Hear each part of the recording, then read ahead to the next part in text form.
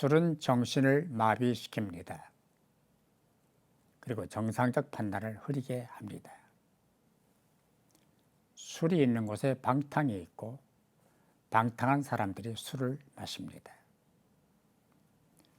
술과 방탕은 마치 바퀴와 같습니다. 함께 굴러갑니다. 성경을 보면 술 마신 사람들 치고 실수하지는 사람이 없습니다. 그리고 손해보자는 사람이 없습니다. 노아는 술 취해 벌거벗은 주태를 보였고 롯은 술에 취해 자기 딸들과 불륜을 저질렀습니다. 그리고 낳은 자식들이 모압과 암몬의 조상이 됐습니다. 술은 이성을 마비시키고 정신을 혼미하게 만들기 때문에 못할 짓이 없습니다. 삼손은 술 취해 들릴라는 여인과 애정 행각을 벌이다가 원수였던 블레셋 사람들에게 붙잡혀 두 눈이 뽑히는 불행을 겪어야 했습니다. 성경은 술 취하지 말라고 경고합니다.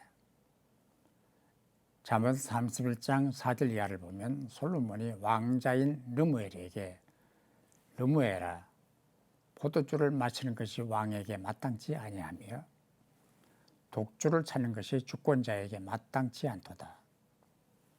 술을 마시다가 법을 잊어버리고 모든 간곤한 백성에게 공의를 굽게 할까 두려우니라 하고 했습니다.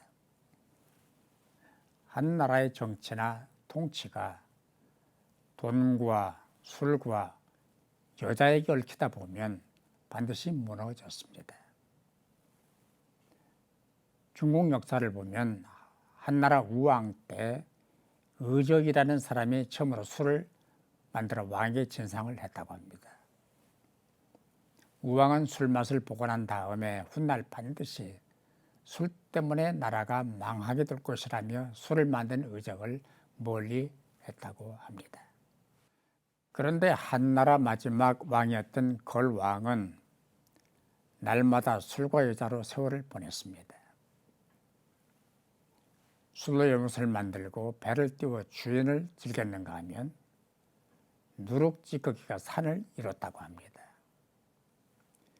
연못가에 3,000명이 둘러앉아 북을 치며 동시에 퍼마시는 경연대회를 벌이기도 했다고 합니다. 그러고도 나라가 망하지 않으면 기적이 아니겠습니까? 미국의 알코올 남용 중독 연구소 소장인 에노크 고디스는 알코올 중독은 유전이라는 새로운 연구 결과를 발표했습니다. 그러니까 부모가 알코올 중독자일 경우에 거기서 태어나는 자식들도 알코올 중독을 유발하는 유전자를 안고 태어나게 된다는 것입니다. 속상해서 한 잔, 기분 나빠서 한 잔, 피곤해서 한 잔, 피치 못해 한 잔, 그 한 잔 술이 속잔이 되고 속잔이 습관이 되고 습관이 결국 인생과 가정을 망치는 중독자를 만들게 됩니다. 술을 대접해야 상담이 성립이 되고 술 대접을 받아야 진짜 대접을 받았다고 얘기하는 관행이 하루빨리 사라져야 이 나라가 건강한 나라가 될 수 있습니다.